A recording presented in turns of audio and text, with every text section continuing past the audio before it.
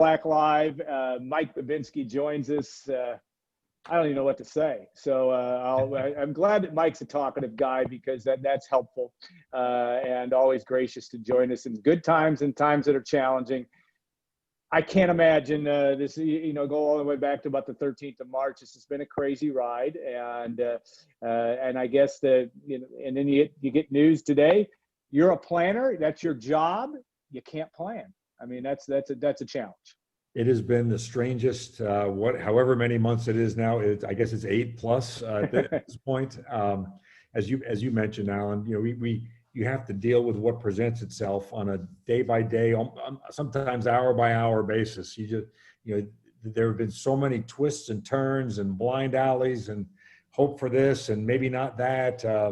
It's been a very, very unique set of circumstances. The watchword for all of our folks from day one has been flexibility, resiliency, adaptability.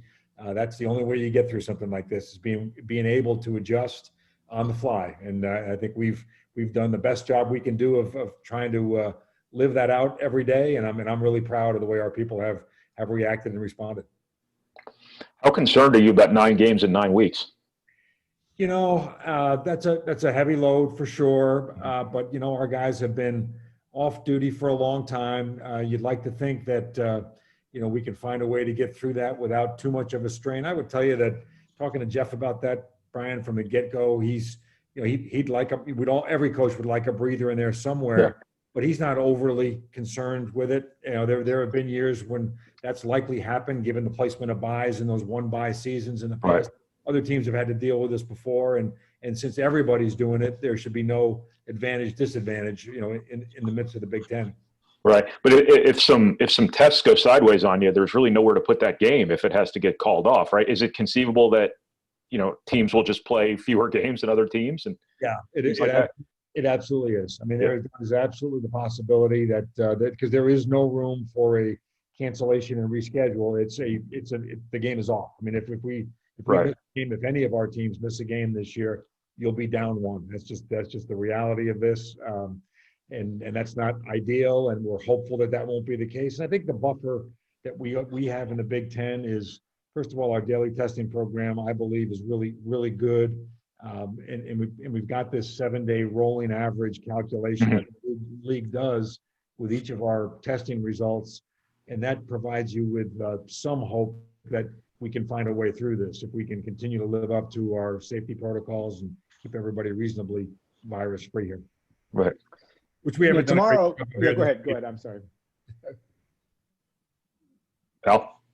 Oh, no, I was going to interject just on tomorrow's game. Obviously, roughly 600 friends and family, so to speak, will be at the game from a Purdue perspective. What will, again, it'll be a surreal experience for everybody, those of us that may be in the press box as well. How do you manage that situation? Obviously you can do what you can do and having the number of folks in the stands, but how has that evolved, and what kind of experience will it be for people watching on television? I know you got the cutouts, you got some things going on from that standpoint. You got a phenomenal scoreboard as well, but tell us what to expect from that standpoint.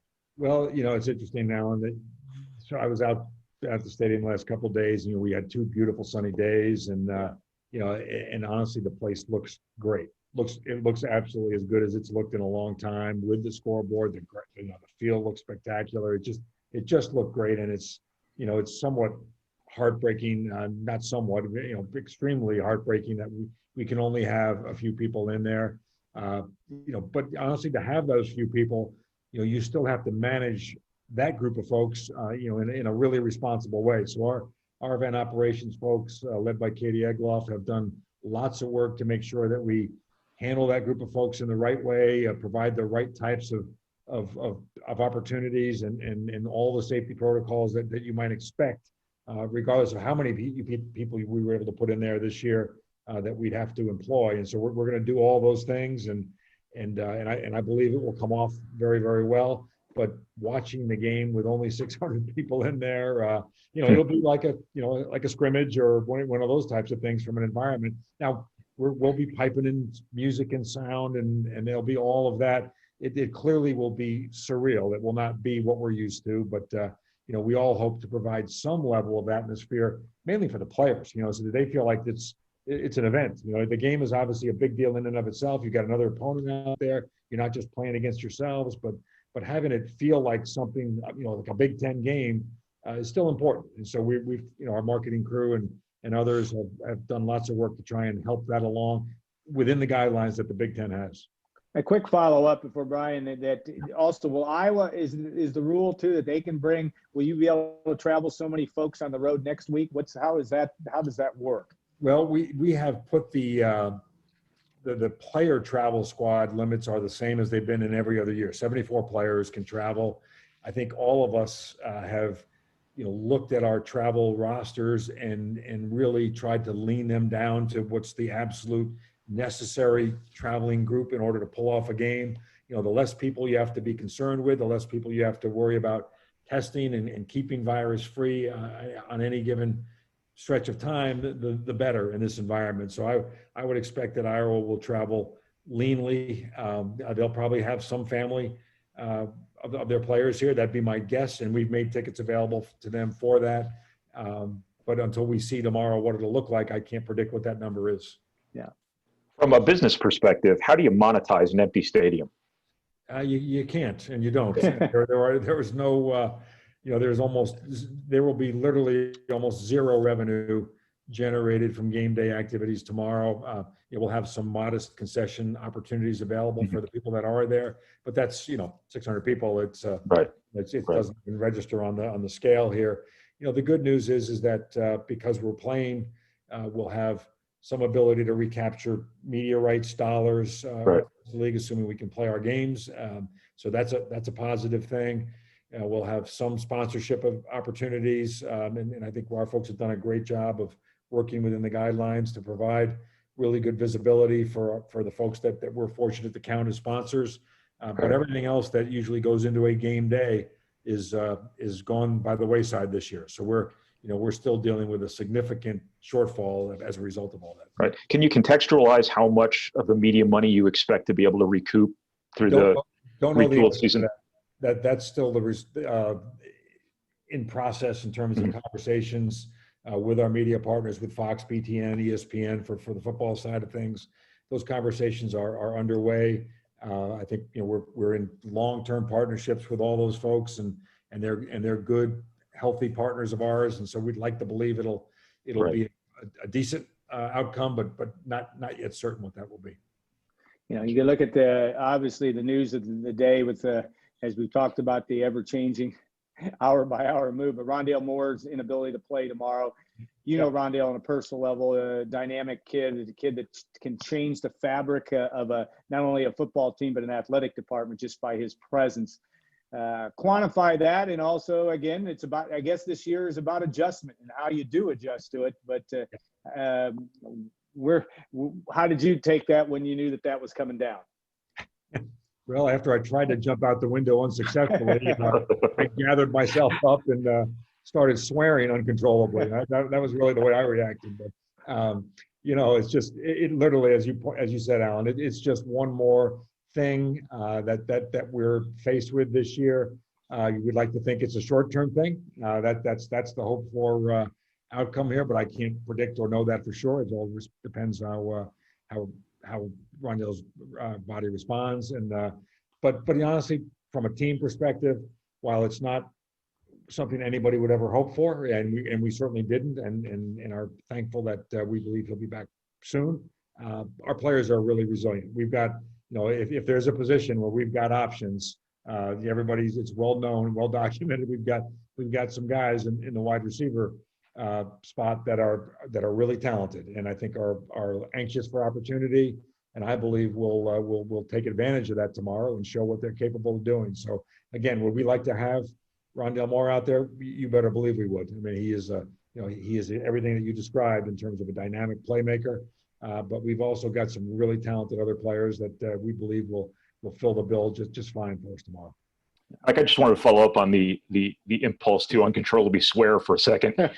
I'm sure you got a phone call last Saturday that wasn't welcome. You've gotten a lot of those types of phone calls over the last couple of months.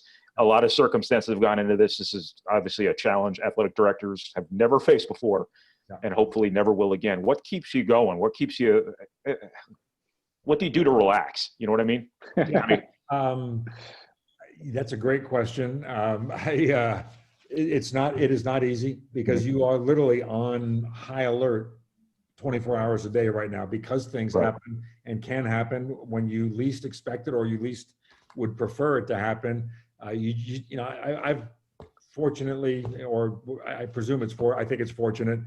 I've learned over the long period of time that to try not to overreact to circumstances or let them, really, really take a toll. And so I just try to stay as level as I possibly can. And I think that's an important thing for others in our department to see, that I'm not, that I'm not losing my, if I'm going to start uncontrollably swearing, it'll be behind the closed door. It won't be out in the hallway because I can't swear through the mask when I'm out in the hallway. It's just not as effective. So I'll just do it in the confines of my own office. But I'd like to think that, that we've stayed pretty level. We've tried not to do dramatic things or take drastic action. And I think that's sort of filtered through our organization in a good way. So you just, for me, I keep telling myself, hey, this is a temporary condition.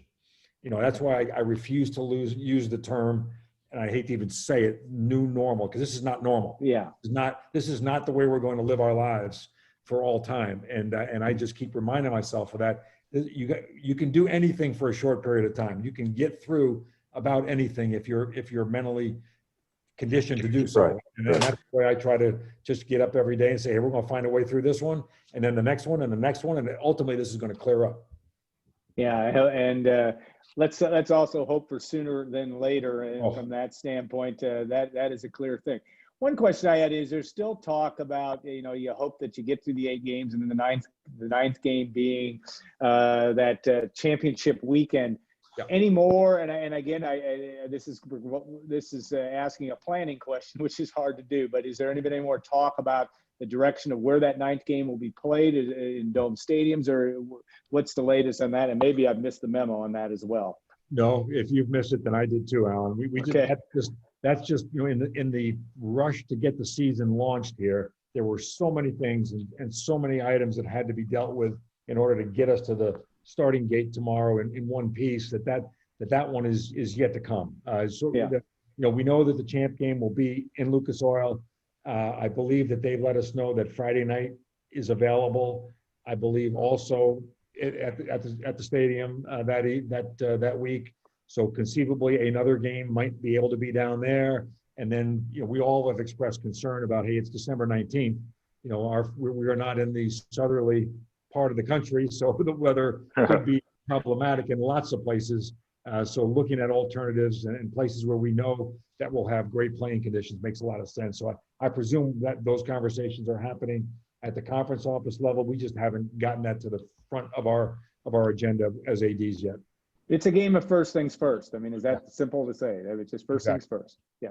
Brian, go ahead. Well, I guess speaking of first things first, I'm going to go to what's next after football. What's it been like, I guess, figuring out a basketball schedule here? I'd imagine that's been no small task either. No, it has not been. And the resolution that the presidents passed when they reinstated football was that other sports would be permitted to compete based on adherence to the guidelines established by the medical subcommittee. So really that group was really on the clock in order to provide the guidelines and their expectations and sort of what we needed to do in order to play non-conference games and test our own teams and all that. And I think that has all now gotten to a place where we feel comfortable, but it took time. It took lots of time, and it wasn't easy to shoehorn. As important as basketball is to us as a conference, it was not easy to get that in there with the football issues sort of looming and again, sort of that immediacy of the football issue. So I think we've gotten there. We're going to play the 20 games on the men's side. We're going to go up to 20 this year on the women's side. So we've got that part nailed down, and now it's a matter of all of us piecing together what the rest of our schedule is going to look like. And I think from our perspective, on the men's side at least, I think we're down to maybe one game that we're looking for at this point. So we're in pretty good shape, actually. I think on the women's side, they're still with the cancellation of their multi-team event down in Florida. They've got some more work to do, but we're hopeful we'll get those schedules filled out here relatively soon and have a at least know what we're aiming for. Basketball affords you a little bit more flexibility than the 9 games in 9 weeks for football. Is it conceivable that if something breaks down with a game on the fly, you could pick somebody up on the fly too, and it could be a situation where it's like pickup games?